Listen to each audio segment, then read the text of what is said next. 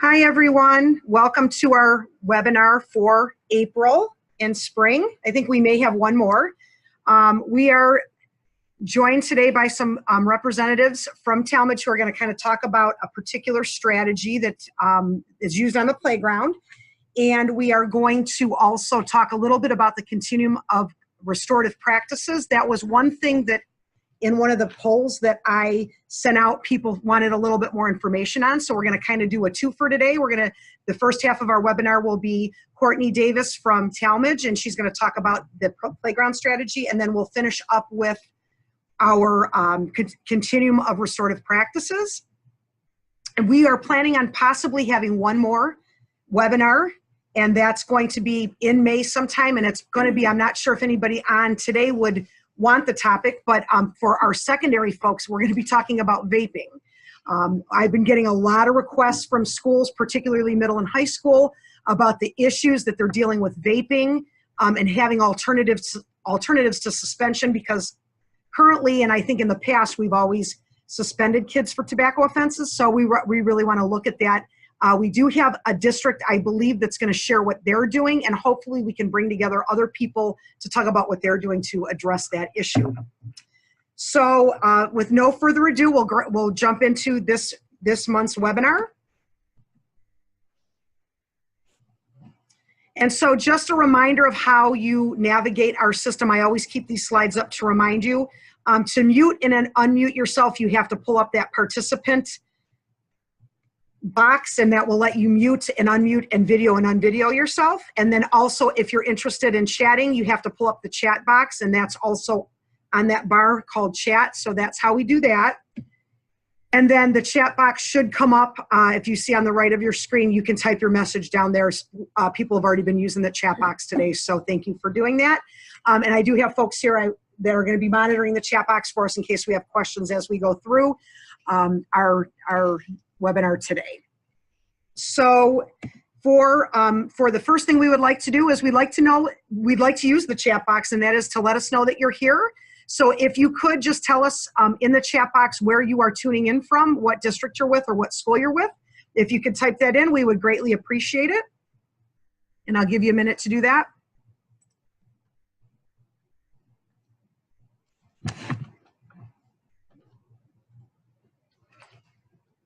Oh, Cuyahoga Falls is with us. Thank you, Cuyahoga Falls.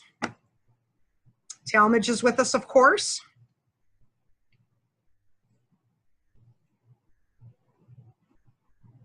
We have State Support Team 8 joining us as well. Thank you, fellow consultants, sister consultants.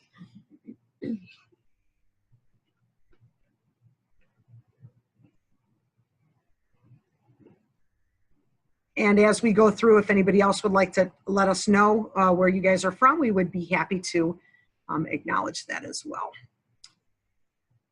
Okay, we will continue on. So we always start with our learning targets because we want you guys to know what we're going to talk about today. It's always good teaching practice to let us know where our driving course is taking us. And today we are going to talk specifically about that strategy for playground behavior that Courtney is going to share with us. We are going to also look at the continuum of restorative practices, and we're going to just do a brief and quick and dirty on that. We are also going to talk a little bit about our local warehouse and how we're going to be adding things to that very soon because of PBIS recognition. And then we're going to talk a little bit about our next steps. We've already kind of talked about what our next topic's going to be in May, about our new topics and our new dates for our future webinars. So those are our learning targets. So without further ado, we are going to talk about the zone playground and indoor physical activity model. I am going to go ahead and unmute Courtney so that she can talk. Oops, you know what? It's going to take me a minute. Give me 1 second. I think I have to go into the manage participants there to do that. Okay, you should now be unmuted, Courtney. Do you want to go ahead and say something to see if we can hear you? Can everybody hear me?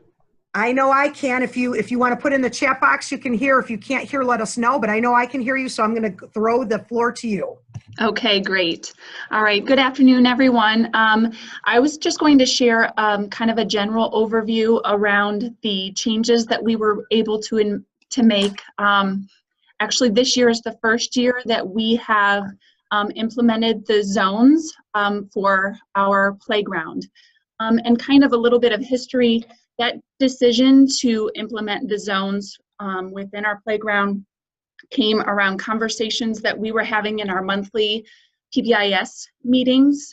We have representation from each grade level as a part of those PBIS conversations each month, as well as intervention specialists, specials teachers, and paraprofessionals are all represented within that team.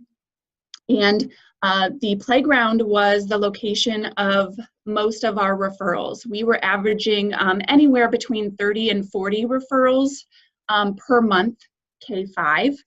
To give you some perspective, K-5, we are currently right now operating 2 buildings, a K-2 building and a 3-5 building, but I serve as principal for both. And so all of the data that we look at is K-5 data, because we'll be combining buildings in January of next year. So this is all a part of our transition.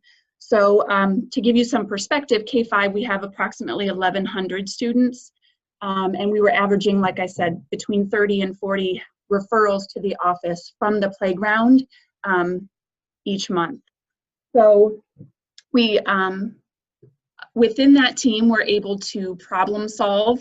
And within those problem solving conversations, we found out about a zone playground model that actually we worked closely with Lois Carnes, who is a retired physical education teacher from Solon schools, and had implemented the zone playground there at Solon, and had a lot of research to support its implementation. So we worked closely with her and provided training to our staff. The zones within the playground, there are 4 identified zones. And those zones include the discovery zone, the free play zone, run and walk zone, and the game zone.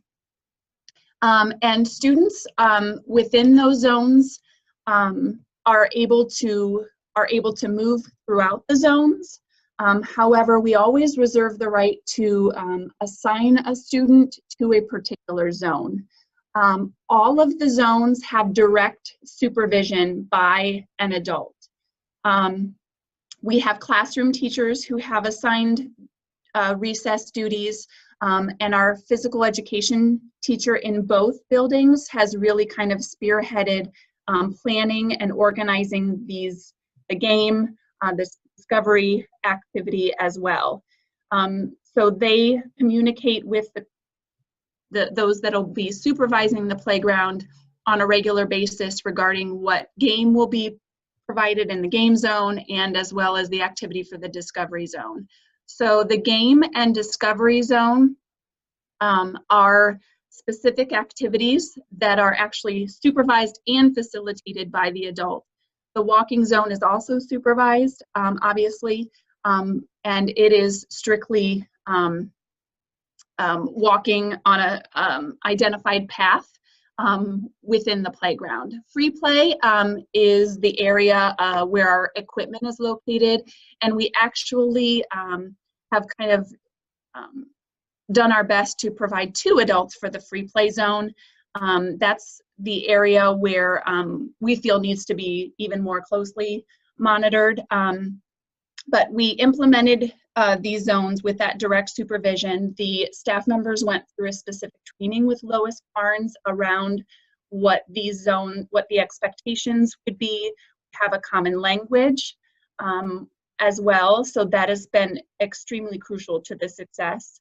And I can tell you, within the first even several months of school, up until at least December, we hadn't even received any office referrals from the playground.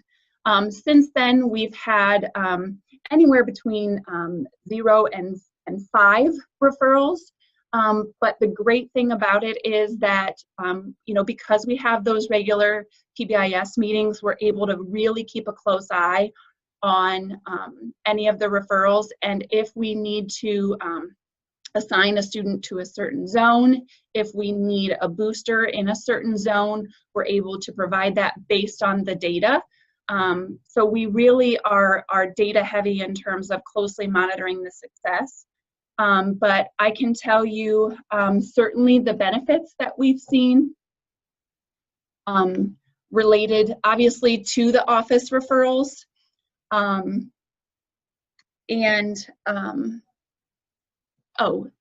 want to make sure expectations for staff were clearly outlined, as I mentioned, and reviewed with staff. Obviously, that was also a part of the training as well. And then in terms of the results that we've seen, as I said, we monitor the data very closely. Obviously, a significant decrease in office referrals. I shared that information. You know, like I said, we didn't even see an office referral until probably around December. And then as we receive office referrals, we're very much making a conscious effort to make the changes that we need to.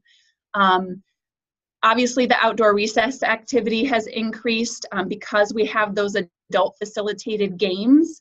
The students we find are much more active as opposed to just kind of roaming around the playground. When you are out there and kind of observing, you don't see any of that happening. Even within the free play zone, kids are active and moving. And classroom behavior became more focused in the afternoon. And many of you may experience or have heard teachers share information in terms of after recess, there was inevitably that time where they were problem solving an issue that stemmed from recess, you know, and taking some of that instructional time. So obviously that has almost completely diminished. So the time spent in the afternoon is time for instruction. And the kids are they're much more excited even about recess because they look forward to the organized kickball game, because they look forward to the capture the flag game. So the kids are much more excited about it as well. And just in terms of the referrals, the conversations that we're able to have with the students and helping them understand and review expectations and redirect has been extremely beneficial.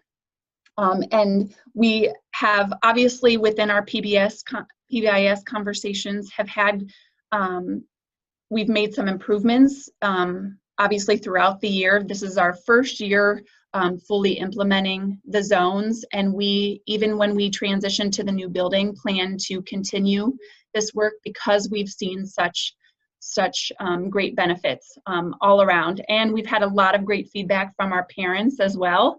You know, obviously playground can be one of those places of a lot of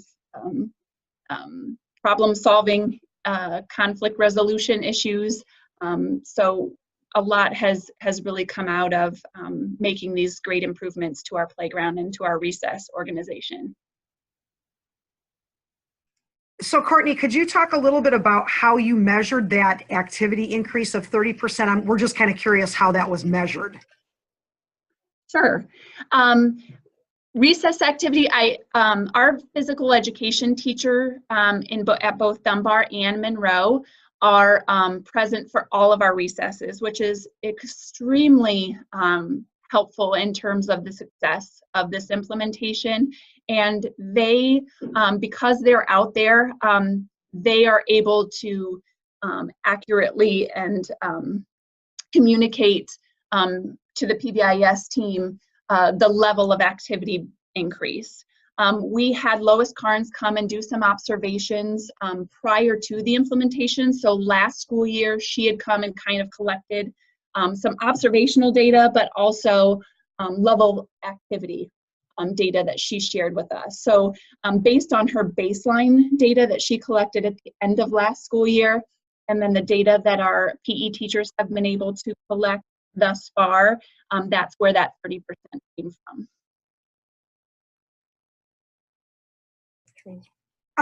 Can you talk a little bit about what happens if the kids have to stay inside for indoor recess? Is there any kind of special considerations for that? That's a great question. That is something that currently the students remain in, if there is inside recess, they remain in their classrooms with their classroom teacher. And we've made a conscious effort to make those inside recesses more organized as well. I can tell you we're definitely looking forward to the transition to the new building because we'll have more space available to us to have even more specific outlined activities for indoor recess as well. Right now, they're just kind of confined to their classroom. But in terms of if there is a student who perhaps needed to be assigned a certain activity during indoor recess, we do allow the teachers that responsibility. So that's something that we're going to definitely have to revisit as we move into the new building, because that'll look a little bit different for us. Okay, thank you. So there is a question on the chat, and it says, Sure. a few questions. It says, how many students participate in recess at one time? Yes, that's a good question. Right now, we have an entire grade level there. So an entire grade level for us is between 180 and 190 students on the playground. Wow, that's a lot. That's a big playground. A lot of kids on the playground. The next question is, how were the students informed of expectations and guidelines for the playground behavior? Yes, that's a great question too. So we spent a lot of front-loaded time teaching the expectations, teaching them the zone. So we spent the first 2 to 3 weeks of the school year really reinforcing the expectations. The great thing is our teachers were 100% in it in terms of making these improvements, because they recognized that there was an issue and they were on board to help us solve it. That's awesome. Because they knew it was going to ultimately impact their instruction. So they, all of our classroom teachers were out there to be a part of teaching the expectations during those recesses, those first 2 to 3 weeks of school. I will be honest, some grade levels took a little bit longer to, as you can imagine, kindergarten, that was a good 3 weeks of just really teaching expectations, how to problem solve, those kinds of things. So it was some front-loaded work, but it was well worth it. We also did a booster when we started to actually be able to go outside again after a prolonged period of indoor recess. We did a booster where all the teachers were out there to reinforce expectations as well. Oh, that's awesome. And then another question that came up was, have you noticed anything about accidents happening? Is there any, since you've instituted this strategy, do you think there's a number of accidents or kids maybe getting hurt on the playground? We actually have not had, obviously there are, every now and then there's, the usual skin knee, things like that. But as soon as we've instituted this year, because to be honest with you, we had, in the past, we had fall from monkey bars. We had which resulted in a broken arm. We had as you can imagine, those things do happen. But this year, thankfully, we've not had anything like that other than, the occasional, running too fast, skin knee kinds of things. But all of our teachers also within each zone have a radio to communicate with each other. So if a student is leaving, let's say they had an issue in the free play zone, and that teacher says to that student, you need to go to the walking zone. That teacher can radio the teacher in the walking zone, let them know so-and-so is coming to your zone, and they can anticipate that. Same thing is true if there were to be an accident on the playground. They can communicate with each other on the playground as well as the office, even down to a student that has to use the restroom and leave a zone. That can be communicated to. So communication is extremely important as well. Something else that I wanted to make sure I mentioned that I believe I forgot to is we also this year, teachers and other staff are no longer permitted to take recess away from a student as any kind of. Can I just say thank you for on behalf of all kids who need recess, thank you for doing that. Yes, oh, absolutely. Recess, and I wish they had it in middle and high school too. Yes, yes. Well, and it is one of those things that I think teachers obviously weren't trying to do any harm to their Right. students, but it was one of those things, what consequence is meaningful? Correct. So they were trying to, do the best that they could. But Absolutely. This is the first year we actually said to them, we are not doing that. That is not our practice. They can be assigned a certain zone. If they have problems in a certain zone on the playground, we can do that. But no longer are we keeping kids in to finish work, to anything related to behavior, because our kids need to be out and they need to be active. And most of the kids that do need that sensory, a lot of times those are the kids that are kept in, so it actually exacerbates the problem. So I love the fact that that's a standing rule. I talked a little bit about assigning kids to those zones. Is there any time when the kids have free choice, or how does that work? Yes, everyone starts with free choice, and they can, if they choose the free play zone Monday, they can be in the game zone on Tuesday. So they start with that. If there are challenges that are faced, within the free play zone, maybe they're not meeting those expectations in the free play zone, not being safe in some way. The teachers will revisit expectations, but they could be assigned to say the walking zone. So they're still out there, they're still active, but it's about reteaching expectations and perhaps giving them a break if necessary from that particular zone. That really sounds like this is so aligned to your PBIS framework. It's really exciting to hear how this particular strategy fits in with what you guys have been doing for several years already, which is really exciting. Right. Yeah. Yeah. We have several more questions. Yes. The next one is, how did you get the buy-in from your phys ed staff? And does this require any kind of extra preparation or extra prep time? Our PE teachers, we are blessed to have two amazing PE teachers who really see the value in getting our kids active and really took a lot of ownership. So they have put in a lot of their own time just to help get this up and running. But the great thing is, because our teachers, all of our staff that are, not just our teachers have that assigned supervising duty, all of our staff members that are out there really saw the benefit of this and it's really been an area of celebration for us. Like I said, it was a lot of front-loaded work, but they see the benefit just in terms of their instructional time, in the conflict resolution, problem solving, just the social emotional well-being of our kids. I think has been extremely, beneficial for our teachers to see. So the buy-in just kind of came. They saw the area that needed to be improved. So they were in it 100% from the beginning. And because they see that, they're reaping the rewards of that, it's just reinforced that buy-in. It really is exciting to hear how when people see things work, how much they will become invested into it. Yep. I think it's exciting, and it would be interesting to talk to your teachers about that time after recess that they gained, or the amount of focus that they gained as compared to before you started the strategy. Yes. That's specifically one of the things that we're going to look at when we survey staff at the end of this year. Oh, that's great.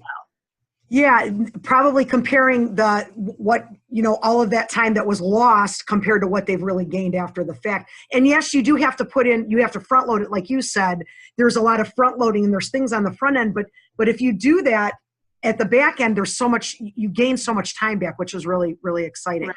Absolutely. I'm looking at the chat box, and it looks like there's a question about how long are your recess periods and how often do you change the games? Yeah, good questions. Our recess is 30 minutes in length, and then the games are changed weekly. So we have a whiteboard area near the exit doors for the playground, where the zone activities are listed there for the kids. And something that kind of ties PE is the kids are familiar with all of the activities in each of the zones, the game zone, obviously, and the discovery zone specifically, because they've played those games or participated in those activities in PE.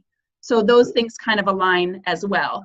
So they're getting the expectations for those particular activities in PE, and then that translates into the playground. Oh, it's really great to see that alignment, because we know what makes all of this stronger is the similar language, the consistent language. Exactly. Consistency throughout the whole building. So I'm sure that makes a huge, huge difference. Yeah. Okay, I think we have been through all of the questions that I'm aware of. So I'm going to pause for a moment and ask if there are any other questions, to pop them up on the chat box, and we'll address them too. So I'll give everybody a minute to do that. If there's any other questions.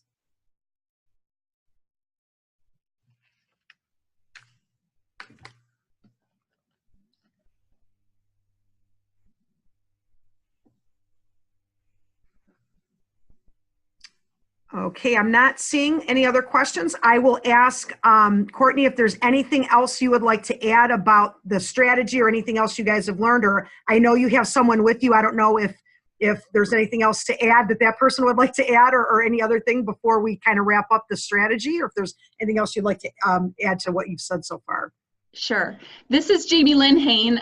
She's our K-5 assistant principal. So she's also been a huge part of this process. So from your perspective, Jamie, what have you seen evolve as you guys have implemented the strategy? Yeah, for sure.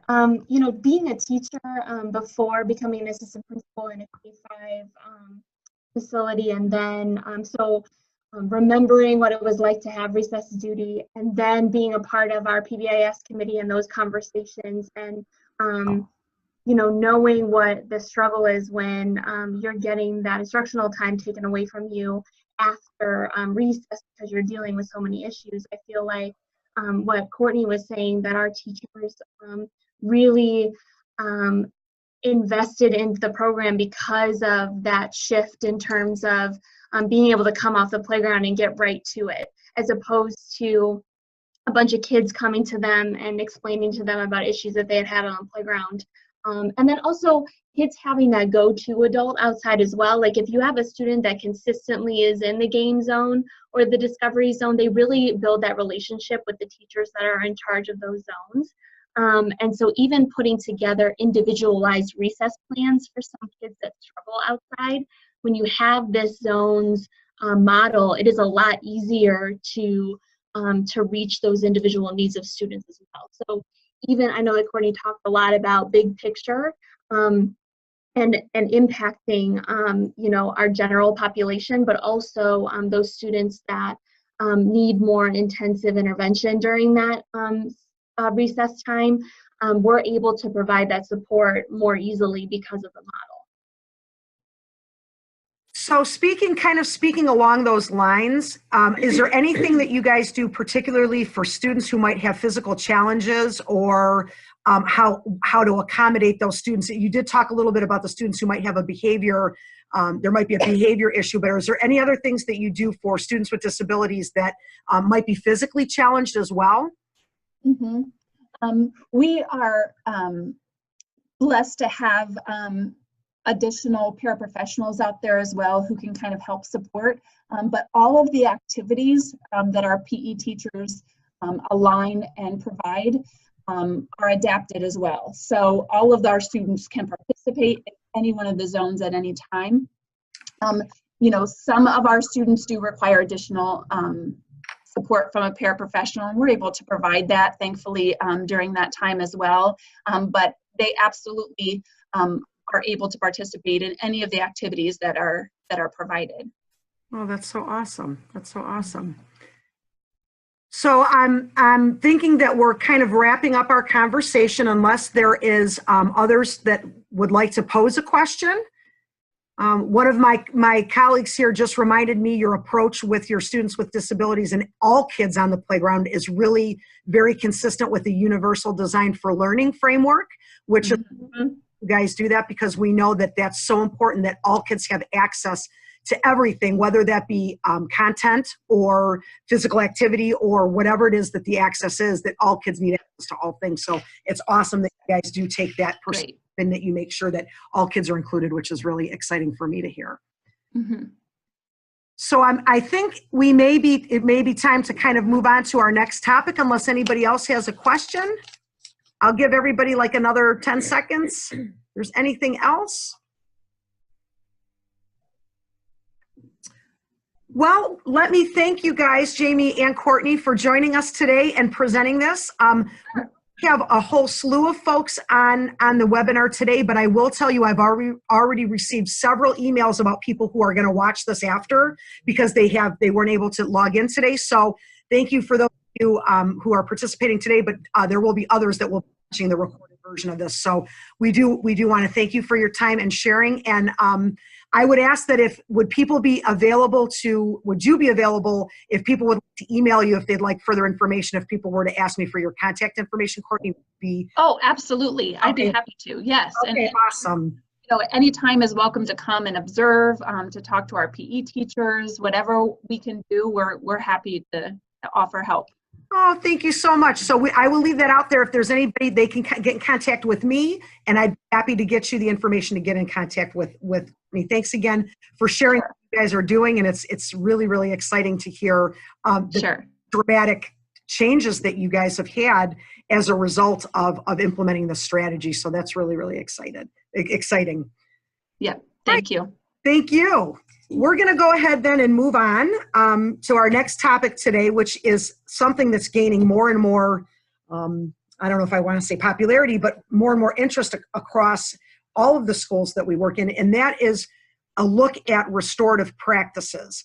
Some of you guys have probably been involved in some of the things that we've presented here at the state support team regarding circles, but I was really impressed to see when I had in February gone to the International PBIS conference that there is really a whole continuum of practices that we should be employing in our classrooms and in our schools that I really was unaware of. I was very familiar with the circles, but I was not aware of the entire restorative practice continuum. So some of you have said you've had an interest in this, so I'm going to just present a little overview of what this looks like.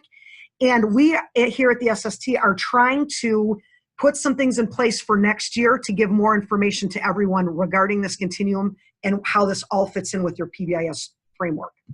So this is a picture that I actually took at the conference. Of course, I was very excited to but see George Sugai and all of the other great PBIS people that were there that I've always read about and saw on videos, but never have heard speak in person. It was really exciting. This particular presentation I went to was from Florida PBIS, and they really talked a lot about their PBIS structure and how this restorative practice really fits in with what they're doing at a tier 1 level for PBIS. So what I thought I would do for you today is kind of give you what the continuum is and talk a little bit about what each one of these things are, and hopefully in the future we're really going to be providing more information about what these are, what this looks like in the classroom, and how this can support your PBIS framework. For any of you who have seen Melissa McLean, on her second part of her trauma-informed series, she talks a whole day about how you do the circles in your classroom. And so if you've been to that, you probably have a little bit better idea of that. But I was really not aware of the effective statements as well as the conferences and the reintegration procedures before I went to the conference. So just starting on the left-hand side, looking at effective statements, that's an informal restorative practice. They're often described as personal expressions of feelings in response to others' positive or negative behaviors. The idea is for teachers to connect students with how their behavior is affecting or impacting themselves or other people. When you use effective statements, it helps to specify the behavior that the student is exhibiting and encourage or discourage the behavior while improving or maintaining the relationship between the teacher and the student. So this really does play into that whole notion of developing rapport and relationships with students. We also ask students and adults to use I statements to make the person aware of the impact of their actions. It refers to the behavior, not the person, which is really an important piece of this. And so this doesn't change the dynamic between individuals, but it does teach the empathy skill necessary before you can actually even get into circles or restorative conferences. So this is kind of like the groundwork that you have to set before you can do some of these other practices. An example of an I statement or an effective statement might be, I feel frustrated when you don't address my questions during training. It really is intended to show the behavior and how it impacts, but not to damage the relationship. So you can see on the slide there, they talk about everyday language. They talk about using I statements and really describing how you feel. Now, as you go to the right of the continuum, you go to a little bit more formal of a practice. The next one is circles. And again, for those of you who have seen Missy McLean, she talks a lot about this particular practice. But for a definition for our purposes today, a circle is a versatile restorative practice that can be used proactively to develop relationships and build community, or reactively to respond to wrongdoing, conflicts, and problems. Circles give people an opportunity to speak and listen to one another in an atmosphere of safety, decorum, and equality. Missy talks a lot about, in her PD, a lot about how you use them at a tier 1 level, at a tier 2 level, and actually even at a tier 3 level. But it is a little bit more of a formal practice than the effective statements, and it's something that, if you're going to use it at a tier 1 level, it's something that happens daily in the classroom. As we go up the continuum, restorative conferences are the next step, and that is really a structured meeting, and they use the term, and I still struggle with this myself, offenders and victims, but that's kind of how the restorative practices uses those terms for persons who have done the behavior and persons who have been affected by the behavior. But their definition is, it's a structured meeting between offenders, victims, and both parties, family and friends, in which they deal with the consequences of whatever happened, the crime or the wrongdoing, and decide how best to repair the harm. Neither a counseling nor a mediation process, conferencing is a victim-sensitive, straightforward problem-solving method that demonstrates how citizens can resolve their own problems when provided with a constructive forum to do so. So this is really more about bringing everybody in the situation who has been impacted by whatever wrongdoing has happened, and really making sure everybody has a platform in which to process the feelings. What I've really learned about these processes is that it's really about the processing of what has happened. I know years ago we used to talk about this as being the fluff, or this as being kind of hippy-dippy kind of stuff, but it really is about processing what has happened and allowing people the time to do that. And if you don't allow people the time to do that, in the place to do that, in a structure to do that, we can never get to the academic pieces of things. I mean, we really, if there are things, people are harboring these feelings, it's never going to move forward. So I've really discovered the importance of all of these kinds of practices. The last thing that you do see on your screen there is called reintegration procedures. And this piece is really about how do you reintegrate both the person who's been wronged and the person that did the wrong, instead of using victim and offender, back into whatever environment it is, and really repairing the relationship, repairing the trust, repairing if something was broken physically or emotionally. How is that repair being done? And you see on that screen also, what are your procedures for classroom and office managed offenses that are happening in the school? And that's a very PBIS term for what's happening, your major and minor behaviors. But what are those reintegration procedures even to that level of kids coming back into the classroom? Have you even thought about those kinds of things, how those things are being repaired, and how to set that child up for success after either the person's been harmed or the person who has done the harm? Have you even really thought about those kinds of things? And then, of course, the bottom part says match the severity of the incident to whatever reintegration needs to happen. Obviously, something that's less serious is not going to have maybe so much, and something that's more intense is probably going to need some work and some repair to reintegrate back into the classroom. So I was really excited to see this because I had no idea of the whole continuum when I went to the conference, and people have been asking me, and so I'm really excited to share this. And so we're hoping next year to get more into what these things are, how they fit within your PBIS framework, and what exactly they look like in the school and in your classroom in particular. The next thing that I have for you is something else that I have found, and it is the integration of both school-wide PBIS as well as the continuum. And if you look at this, you look on the left-hand side, These are all of the informal things you do, both for restorative practices as well as for your classroom PBIS practices. So you're seeing things like the effective statements and the effective questions. And then on the PBIS side of things, you look at those proactive classroom strategies. And those are things like teaching your expectations, reinforcing your expectations, having an acknowledgement system, making sure that your activities are matched and providing opportunities to respond for students. And that's really that explicit calm instruction, as well as your pre-corrections. And we always talk about that 4-to-1 or that 5-to-1 positive to negative, or sometimes that 10-to-1 or 15-to-1, if it really depending on the situation. And as you move further on that right-hand side, really the increase of reteaching, really continuing the explicit instruction, and then really going into, you see the referral process and the team problem solving for those kids probably that would rise to a tier 2 or tier 3 level. How are we really figuring out what is that function of behavior, and what are we going to do to address that child's function of behavior? If you're looking at the restorative practices on top, that might be using a circle in which to address a tier 2 need, and then that formal conference that we just talked about to address maybe a tier 2 or tier 3 need. So you can see, if you look at this continuum, how the restorative practices really do fall in line with everything we do within a PBIS framework, and how, you know, if your data is showing, and I love the fact that Courtney talked about our playground data showed us we needed something more on the playground.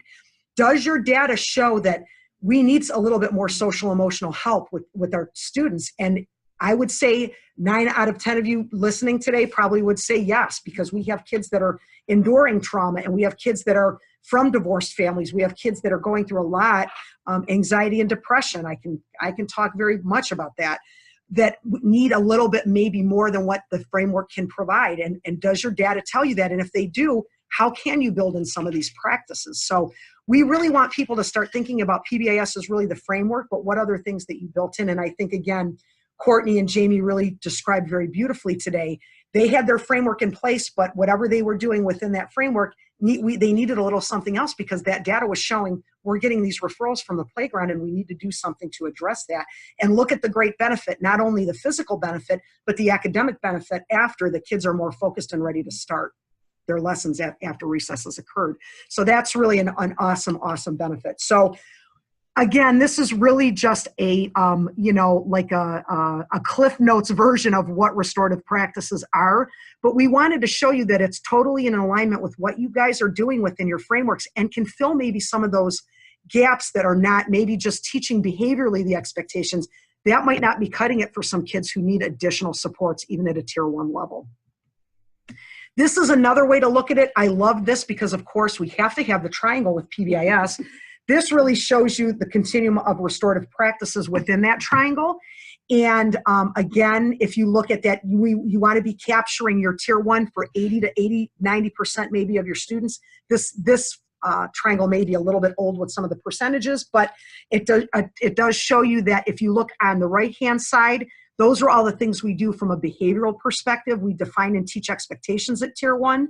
We have a consequence system. We have an acknowledgement system, which doesn't say that there, but that should be there. And then we have data collection to find out if that's working. If you're looking on the restorative practices piece, maybe you're doing morning meetings with your circle. Maybe you're using some kind of curriculum for social emotional instruction, and really staff meetings about what our kids need preventatively, and skill building in tier 1 to really get at being the best that they can be in class. Do they need work on conflict resolution? Do they know how to solve conflict? Do they know how to ask for help? Do students know how to ask for help? Do they know how to get help when they determine they need help? These are all of these skills that we may not necessarily show in our framework, but can be built into your matrix and can be taught at tier 1. And then as you go up the triangle, in PBIS, we often talk about that social skills curriculum, as well as the check and check out. Maybe social academic instructional groups might be going on. In early intervention for a restorative practice, maybe it's conflict mediation, peer mediation, conflict resolution.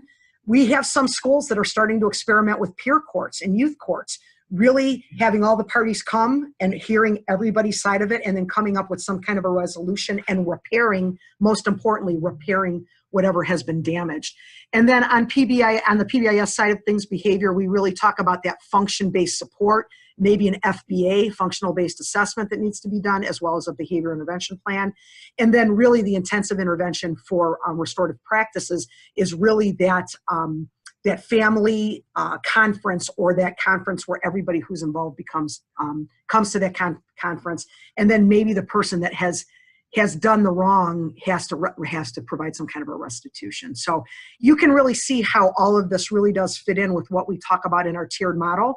If we're talking about MTSS, we would also be talking absolutely about those academic considerations and how all of these things fit together, because you can't have one without the other. So we're really looking at the behavioral side today, but my colleague is sitting next to me, who we're talking a lot about the academic pieces, and we never want to forget about how all of this support should be from academics to social emotional to behavioral, and it should all be tied within what you're doing at a tier 1, 2, and 3 level. So just some food for thought for you guys really implementing the PBIS side of things. These are all great considerations as you go up the triangle. I wanted to give you guys some resources. You can take a look at those. One of the resources that I think really is at the forefront, and I know for a fact that Missy McLean, if you've seen her, she cites their resources all the time, is the International Institute for Restorative Practices. That is like kind of the be-all of restorative practices. The one thing I will say about that website is fantastic, and there's a lot of information, but I'm not sure, they are a pay-for-fee kind of a service, so you will see that they do offer some classes, but they are at a cost, but there is some really fantastic resources that are on there. Another thing that I found in preparation for this webinar is the SHOT Foundation. The reason why I like this is there is a free downloadable toolkit that you can use in your school, and you can find some information there, and that doesn't cost anything. The last thing that I have listed here on this slide is a resource that I use a lot for a lot of the things that I send you guys through the network, and that is the National Clearinghouse on Supportive School Discipline.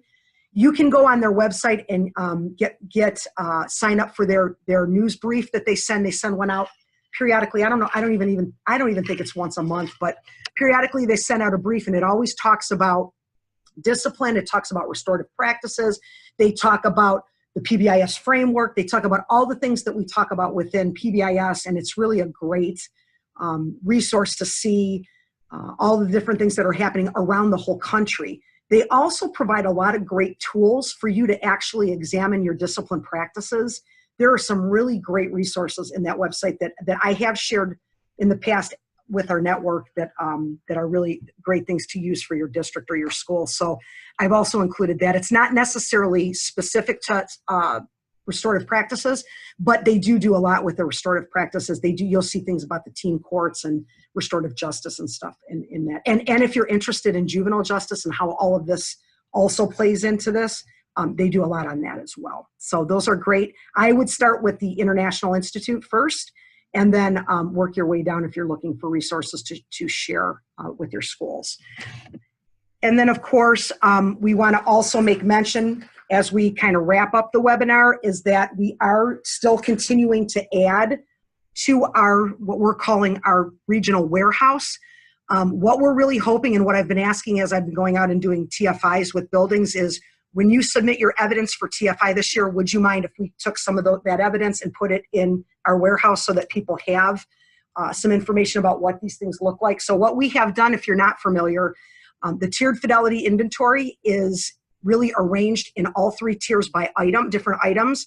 And what we have done is we've created several Google folders that look at each of those items on the tiered fidelity inventory, and we're trying to stockpile some evidence of what schools are doing, so that if other folks aren't quite sure what that item is, or they want to really be consistent with their fidelity, they can go there and see what other folks are doing. So we may be asking you guys, do you mind sharing some of that stuff, because we do want to put it in a regional warehouse.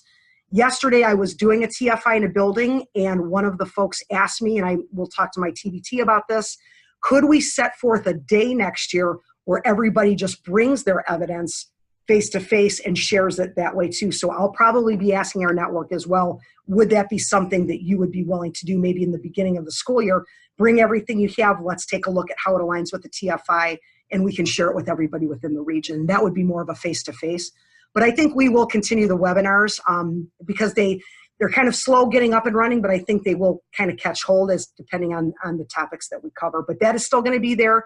You guys everybody has view access. You can go in there and look if you're curious. There's not something in every folder yet, but hopefully after this round of people turning in evidence, we'll have more stuff to populate in there. So that's there for you as well. So I will open it up at this point. We do have about 10 minutes left in our webinar. Are there any questions from our participants regarding anything that we talked about today, or any general question that you might want to ask somebody else sitting on this webinar that you have in your region or building? And I'm going to mute myself for a minute to have you guys think. And if there's anything that you want a question answered, go ahead and populate that right on the chat box. And I'll give about a minute for you guys to do that.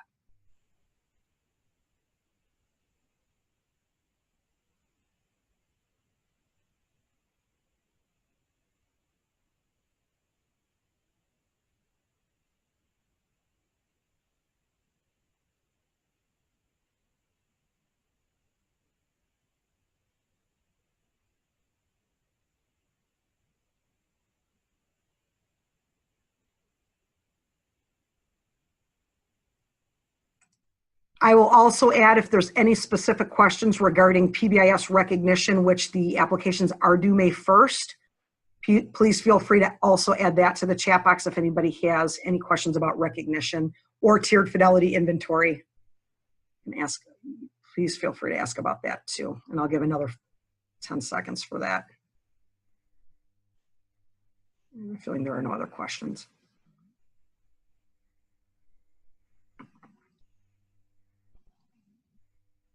Okay, it looks like there's probably no other questions, which is great. I think Jamie and Courtney were extremely thorough with their presentation. And thank you again to Jamie and Courtney from Talmadge for sharing what they were doing. That was awesome. It's great to really see the framework in action and really having people look at data, make decisions, and seeing great outcomes as a result of that. I know I'm a nerd, a data nerd, but I just love that part of the framework where people actually use the data to make decisions and see that it really truly does work. So looking ahead to the future, we will again have a network webinar in May. Our topic will be vaping. I don't have a date for that yet because I'm waiting for a district who has done some things with this and they've put some things in place to address vaping. I have to find a date that they're able to get in on the webinar. So I'm just waiting to hear back from them. But as soon as I do hear back from them, I will send out an email letting folks know what date that's going to be. And we will we'll talk about what you guys are doing for vaping at the middle and high school level. Hopefully it's not at the elementary. But we'll talk about that and what kinds of things are out there. I have some resources to share that I'm aware of as far as education is concerned, like training programs and whatnot. But we have had people, I've had people contact me and they're kind of at a loss what to do because there's more kids vaping ever than were ever smoking. So it's really becoming an issue. We do have a question. Thank you, Courtney, for sharing. And Jamie for sharing your school story. Thank you so much. And at that, we will see you guys next month.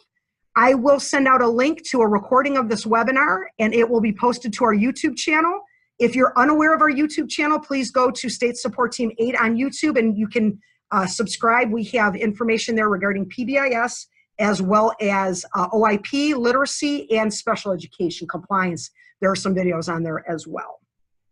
All right. Have a great day, everyone. Have a wonderful spring, and we will see you again in May.